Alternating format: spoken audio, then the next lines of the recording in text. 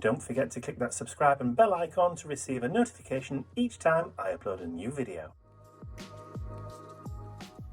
Hi everyone, it's Mike here and welcome back to my YouTube channel. So yesterday Ian and I went for a long walk with the dogs in a country park, and today my hay fever's kicked in, so I don't really feel like doing anything other than having a play in my art journal. So I thought I would challenge myself to use some products that I haven't used for a long time. So the only thing I can use inside this page is going to be products that I haven't touched in probably well over a year.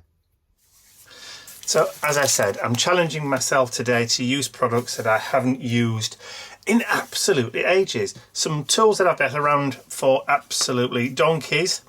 I'm not even sure whether I've actually opened this. This is black embossing powder from Ranger. Is it open? Yes, it is.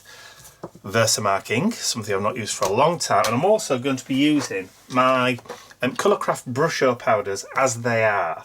So these are the colours that you can get in them. All the ones with the black splodges on are the ones that I've got. As you can see, there are a lot of reds.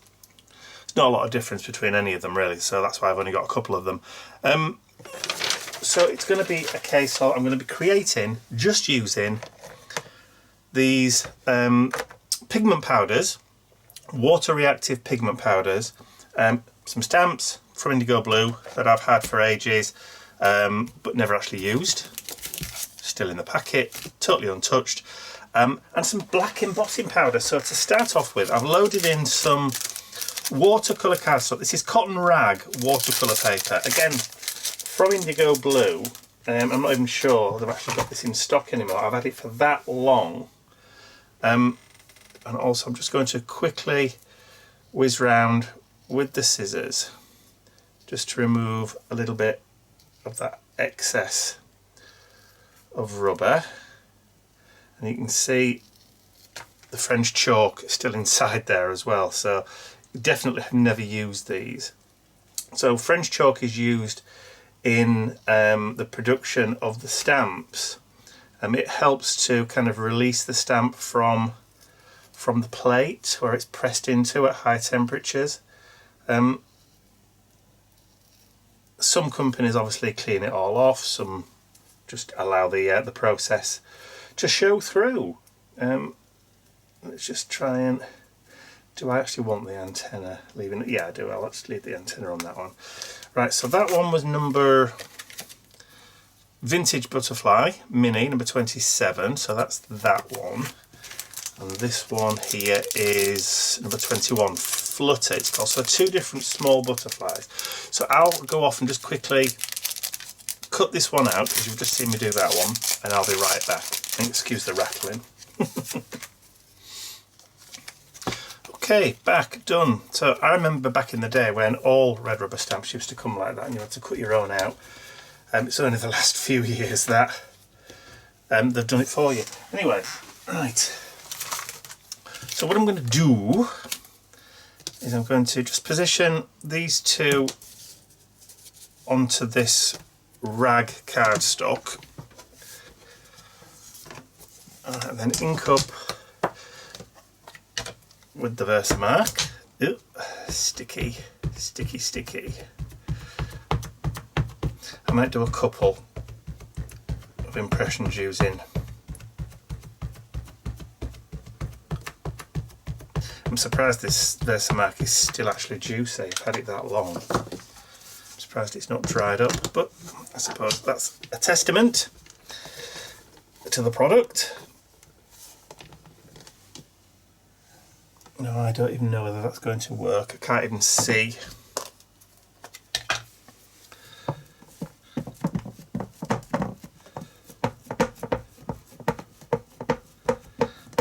I may have to change tack on this.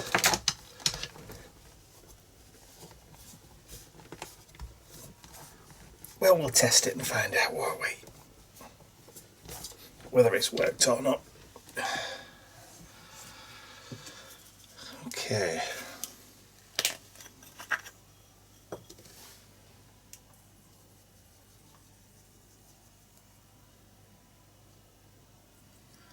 Like I said, this is Ranger embossing powder.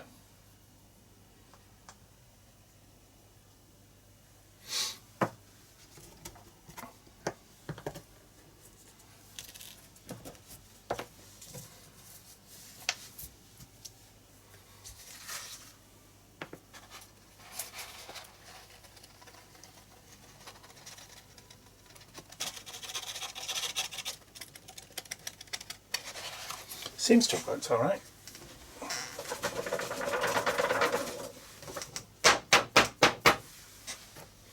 Ish. There's still a little bit in that corner there, but I'm not bothered about that. Right, so just get rid of that bit there. Maybe just a little bit more of the powder actually. It might just be that I didn't tap it enough. Yeah, that's the ticket. That's all it was. The ink was there.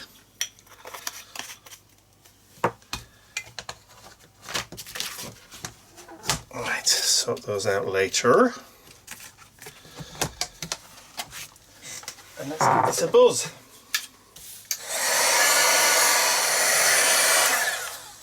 Now, I don't know whether it's just because I'm using watercolour cardstock or whether it's the embossing powder, but that's pooled. It's actually pooled in places. So is that the embossing powder or is it the watercolour? Let's just do a quick experiment. Now what I'll do is I'll redo those again onto ordinary white stamping cardstock and see whether or not the embossing powder does exactly the same or whether it reacts differently to the different paper. So I'll be right back. Okay, so I've done a quick test, as you can see. So that is the watercolour, the cotton rag. So it is bitty and it has pooled. That's ordinary stamping card.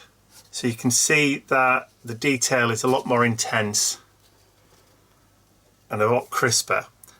So I also thought I'll just try it quickly on a different embossing powder. So I used some gold as well. But this is indigo blue gold. So, and it's done the same thing. So what I've discovered is, I don't like the smell of embossing powder when it's been heated. God, it's awful. But also, I don't like the effect. That's why I probably don't use it very often. It's not perfect. You don't get a decent kind of impression with embossing powders, but you know, I've got them, so I'm going to use them. Don't think I'm going to use the watercolour cardstock. It's just not me. So we'll stick it to the stamping card. So that's fine. I've got 4 there. That's perfect. So the next thing I'm going to do then is, because it's water resistant, I'm just going to put some paper down because I don't want to swamp my desk. So we'll stick a couple of sheets down there, one more. It's almost like having new products again, getting your old stuff out. It's like rediscovery. I know, it's fun. Right, so I've got some water, so I'm literally just going to spritz over the top of the card. Just like that. And then I've got some of my Brush-O pigment powders. So I've got terracotta, I've got violet, I've got leaf green, and I've got yellow. So I've popped a little hole in the top, and I'm just going to sprinkle the pigment colour randomly over the top like that, because that's the way you do it. And then add a bit more water. Just to get it to run where you want it to go.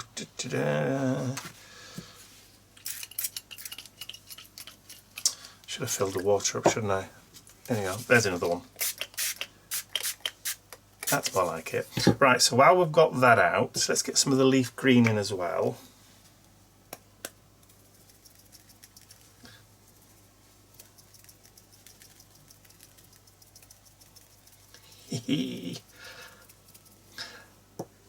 You just never know what you're going to get.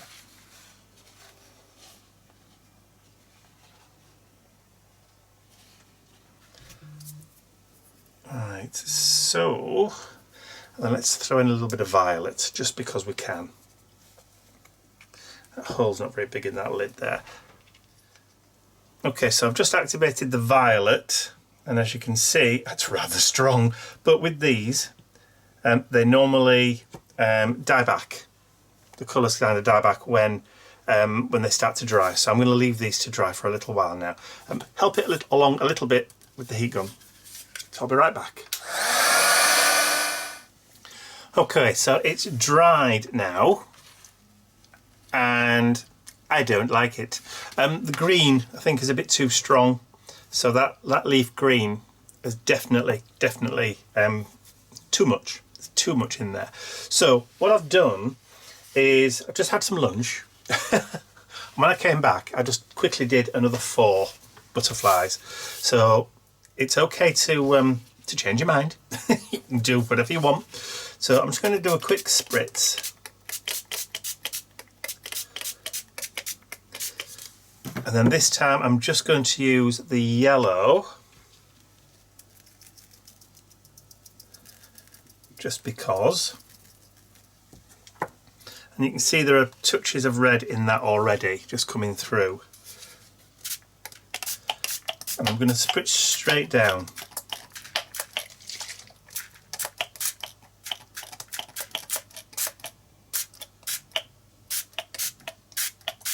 There we go. And then just push that so that it runs a little bit further up there. And then the violet was definitely too strong. Got some orange. So I'm just going to dip a little bit of orange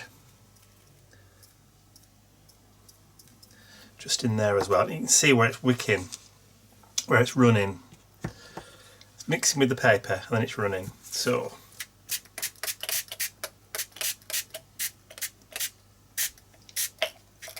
trying to get it so that there's colour in each of the sections.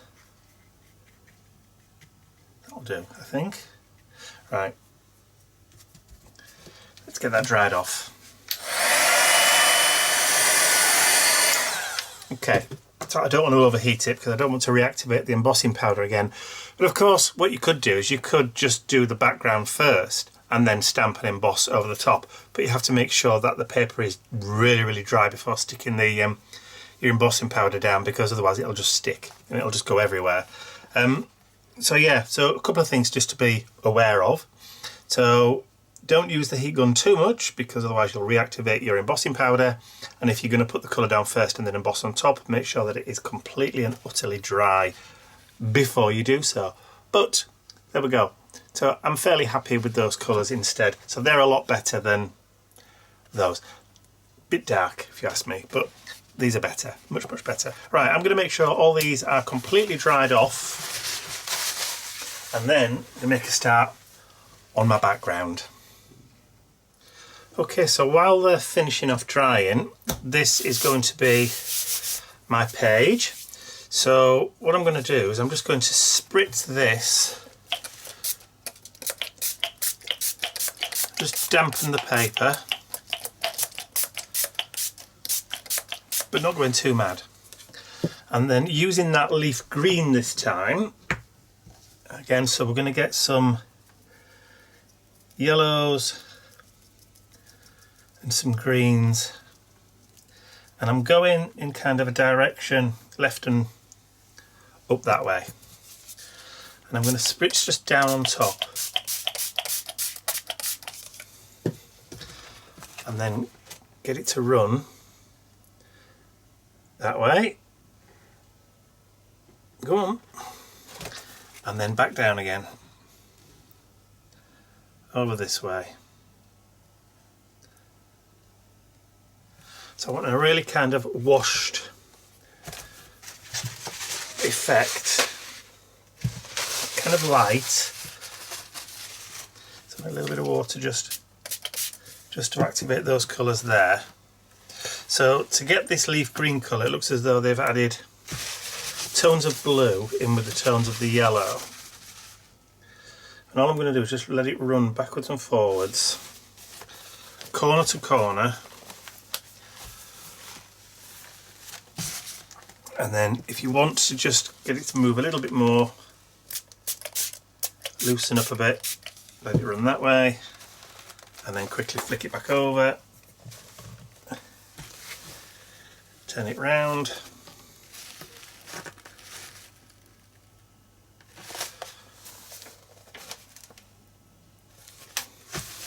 just like that. So you've got this kind of swathe going across the page like that.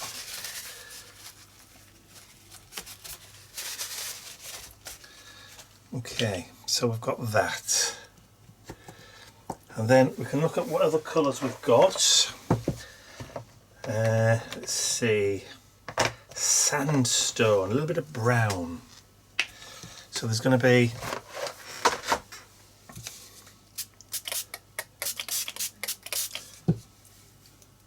a little bit of orange in here as well. Just get that to run a little bit.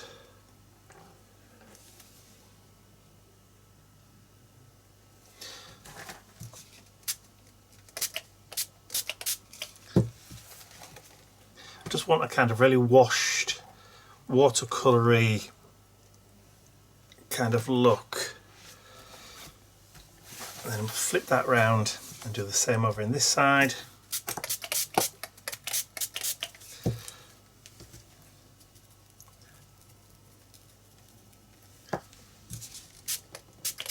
This is one of those pages where you need to show a little, you need to have some patience with it and allow chaos to happen. Okay, so a bit too much up there, but we can just soak some of that up.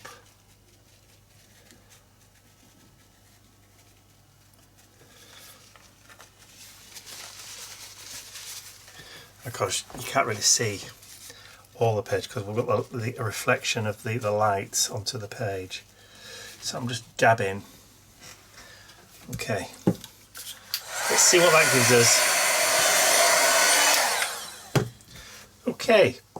So that's that green and the terracotta, so that's given us some nice kind of earthy tones, but let's look at this green again here.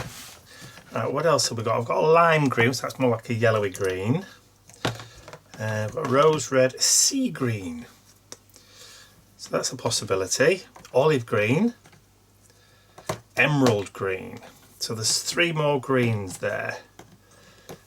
Don't want dark brown, don't want ultramarine, don't want lemon, turquoise, brilliant red, no, yellow ochre, no, grey, definitely not, rose red, a bit too strong I would have thought, cobalt blue, no, scarlet, no, gamboge, that's an orangey colour I think, isn't it? Yes. So I think we're just going to stick with these 2 other greens. There's a moss green there. That might be a bit dark. Right, so let's just put those other colours away and just have these other greens out. So it's one of these projects where you can just fiddle, please yourself. That's what you can do. Right, olive green. Just give it a shake, just to make sure all the different pigments are all mixed up. As you can see in that sandstone, there's obviously a few bits of blue that they've used in the pigment, which is quite interesting. So what I'm going to do is I think I'm going to just sprinkle some on dry. This is the olive. See, there's a little bit of orange in there. Then wet. See what happens, look.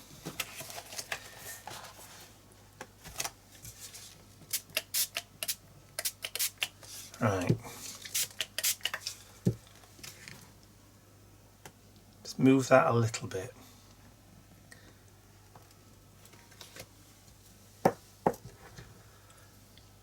So we've got darker spots which is breaking up that big expanse of green there. Let me try it. Crikey, there's some real stubborn spots on there. Right. I'm just going to lift those directly off. Okay, so we've got some nice kind of darker colours there. So that was the olive green. So we'll get rid of that. So let's try this sea green now. So again, give it a shake.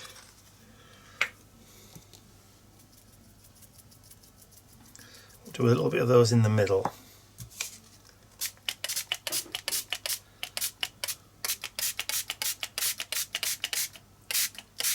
So you actually get to like a critical mass with the water, where you need a certain amount of water to make them work.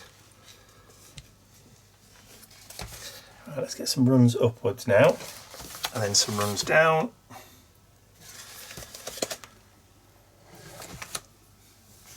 Now I know to some this is just going to look like an awful mess, but I know some of you are going to be going, ooh.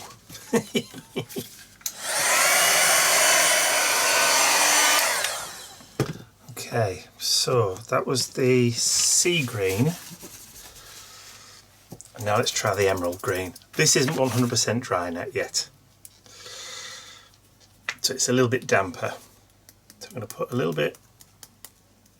Did I shake it up first?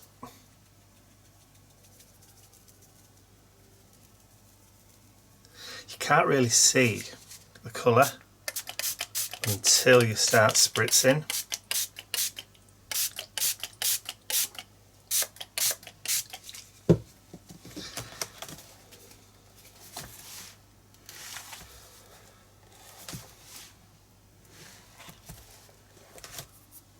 Okay, that'll do. Not too much. Okay, so embrace the chaos. That should be the title of our page, shouldn't it? But it's not going to be.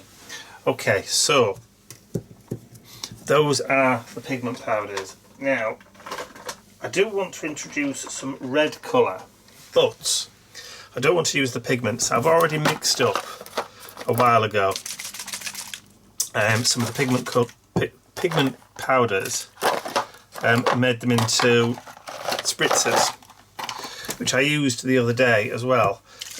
So that's the brilliant red. Let me just see if I can find where it is.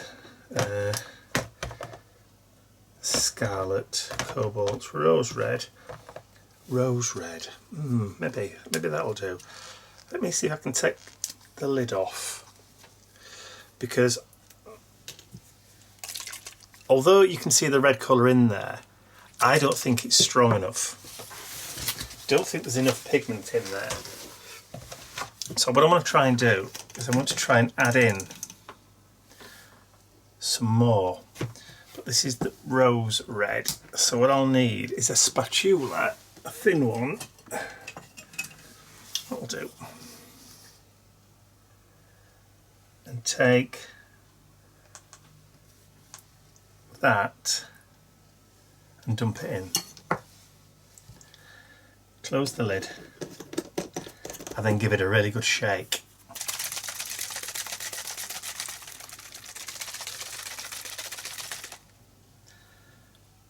Right, that's better. Now the reason I know that's better is because it's become less transparent.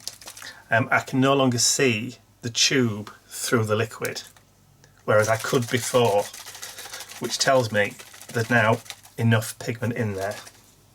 I'm just hoping that this spritz bottle has got a working nozzle now.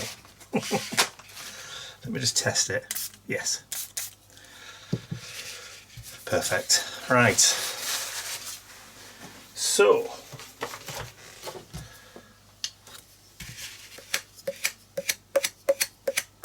just clean the spatula off. What I want to do is I want to create a circle shape, just a random kind of rough circle shape out of the card.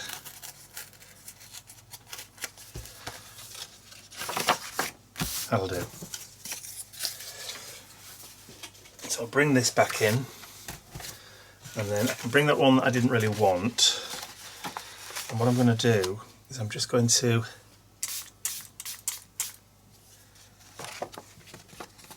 create some, just use it as like a little mask.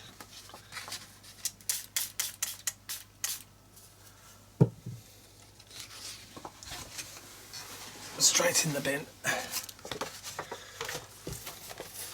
just a few kind of areas.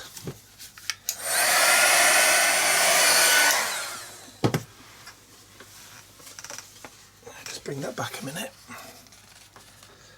because that's not dark enough.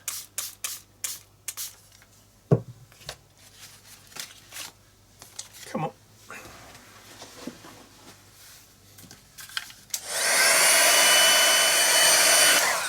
Don't mind that at the top.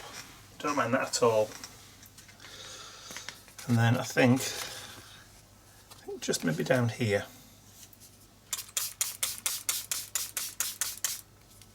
I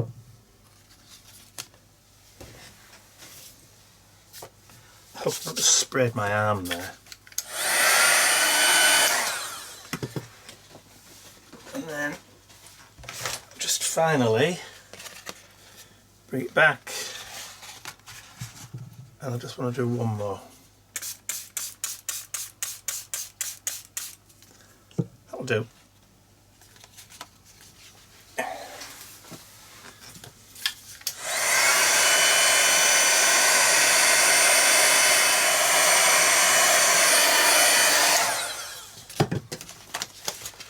Okay, so that is definitely chaos, which is perfect. So now I'm going to get some water.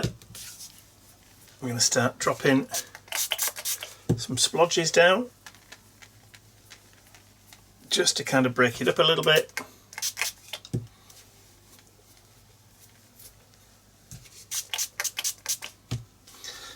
So this will add to kind of like the ghosting. So we'll let that sit for a second or two, or a minute or two, just for it to kind of activate the colour underneath. Just let it sit, just have to be patient.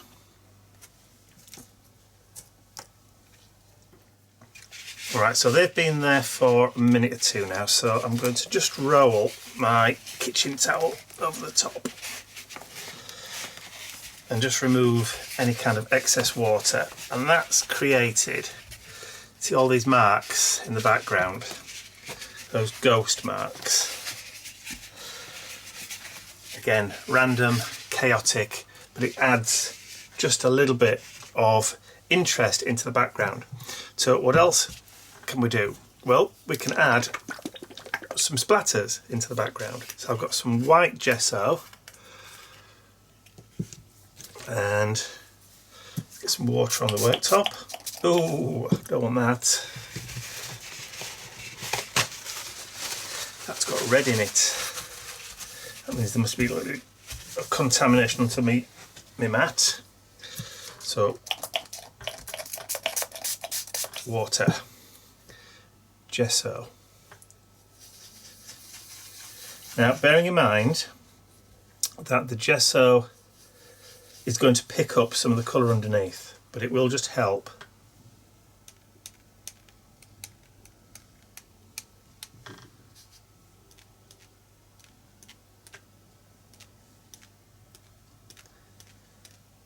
Just to give you a bit more background texture.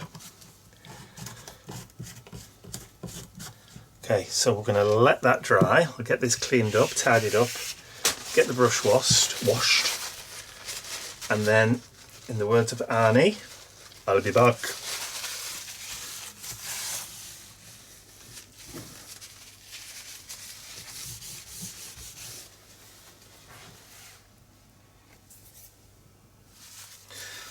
Okay, so the next thing that I want to do is just to add a little bit more kind of dimension to that background, because it is a little bit kind of blurred, which is fine. So I've got one of my older stencils here. This is the quatrefoil stencil, and what I'm going to do, instead of adding ink or paint or anything like that through it, I've got my VersaFine ink pad.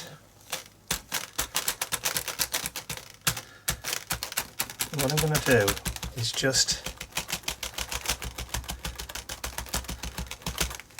in a couple of areas, I'm going to add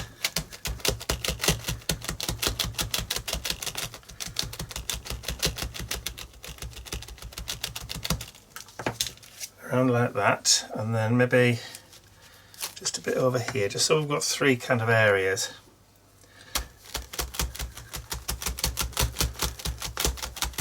I'm just squidging down onto the stencil.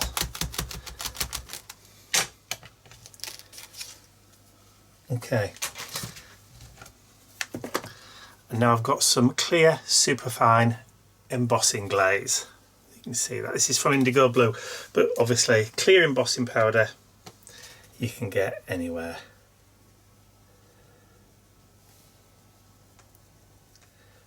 I'm just going to dump it wherever I can see kind of like the shine.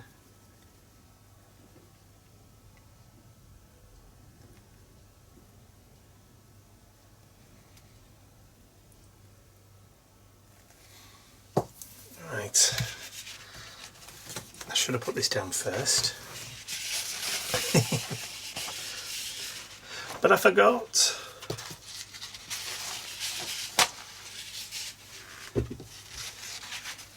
Right, I'm just going to knock the embossing glaze off the page onto the paper.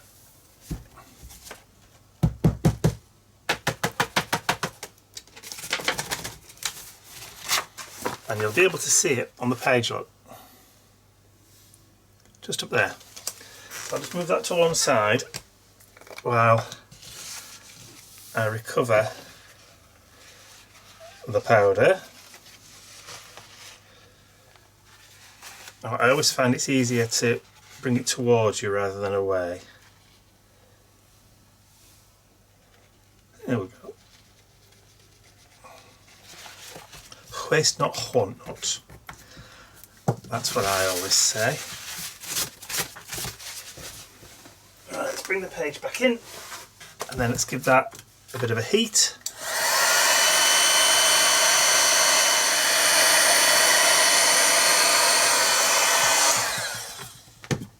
Now as that was changing, I could hear the angels singing. Oh, look at that. Just that little bit of added dimension into the background. Just adds a little bit of extra kind of interest and keeps your eye moving. And of course, because we've used embossing powder, it's not interfered with the colour. So it's not reactivated the colour underneath. It's all dry, it's cooled down now. So while I was waiting for the other colours to dry, I cut out the butterflies. So all I'm going to do now is I'm just going to kind of randomly drop them onto the page. Just like that. And then just glue them on. Easy as that. Now I suppose what we could do, if you wanted to, if you weren't really happy with the colour of the butterflies, you could always add and drop some colours into those after you've stuck them down, which is what I might do. Well, let me just stick these down first and see how I feel. And I'm not sticking the whole butterfly down either, I'm just going to stick it down in the middle. So just a splodge in the middle there.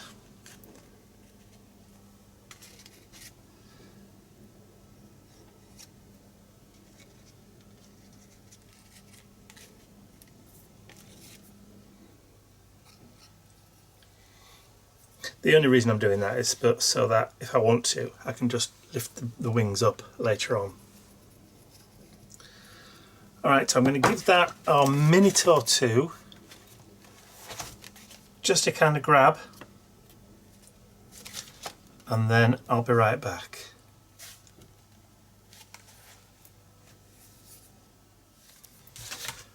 Okay, so we're back. Just look at that shine. You can get the shine off the butterflies now, so it all kind of ties together. But what I wanted to do, just to quickly show you how you can add colour back in if you want to. So this is purple, not my favourite colour, most of you know that, but I'm just going to put a little bit onto this brush, and I'm just going to show you how you can just add colour later on if you want to.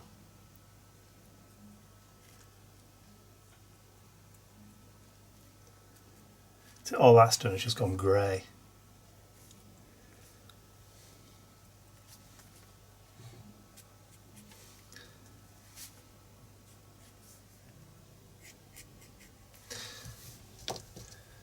This is why I never use purple. Unpredictable. So let's just see what else we've got. And I don't want to add any green in. What about some blue? Let's try some blue. So this is cobalt blue, I think. Just get a wet wipe.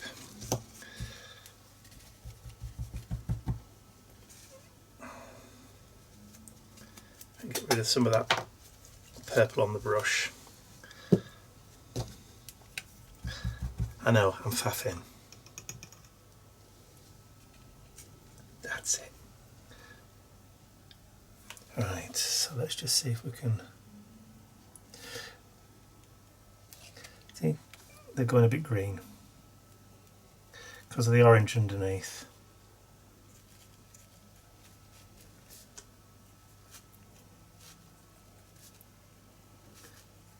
But there you go, just so as to show that you can, if you want to add some colour. So this is a wet wipe. As you can see, it's moist. So what I can do is just go back into that now. And if I don't like it that much, I can always just pick some of it back off again.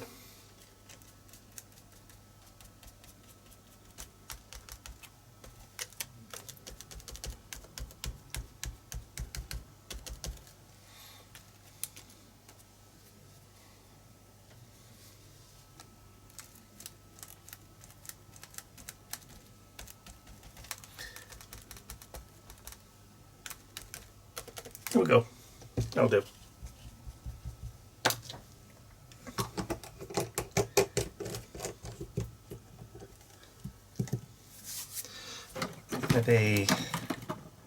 Maybe I should have gone in with the yellow. Shall we try it? See if we can dilute it down a bit.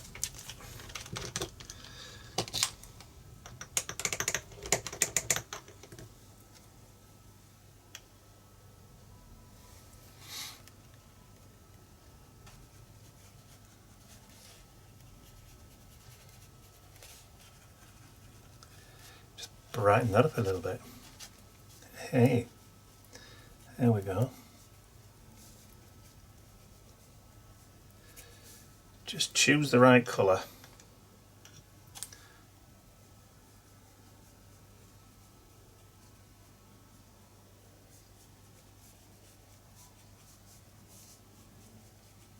And you don't have to worry obviously about the embossing powder because it's going to resist. So let's just add a little bit more yellow into these.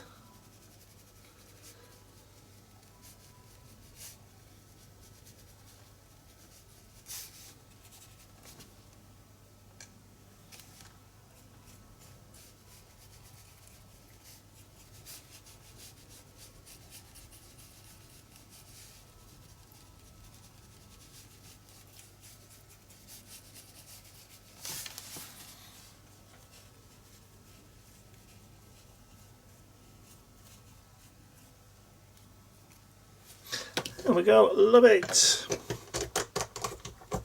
So I think for today that'll do. I don't want to overwork it. So all I'm going to do is just quickly just sign and date it down here. I've got no idea what date it is today. Is it 19th, 20th, something like that? 19th, there we go, thought so. So 19th of April. There we go. So I challenged myself to use some products that I haven't used for a long time, which is those pigment powders and the embossing powders and glazes. So there we go. So I've just created a little kind of springtime garden effect background with a few loose butterflies floating around as well. So I hope you've enjoyed watching me create that art journal page today. If you have, please remember to give the video a thumbs up, as it really does help the channel. Don't forget to share the video with your friends if you want to, and if you haven't subscribed to my YouTube channel already, you can do so by clicking that button at the end of the video. That's all from me for now. I'll be back in at the weekend. Bye for now.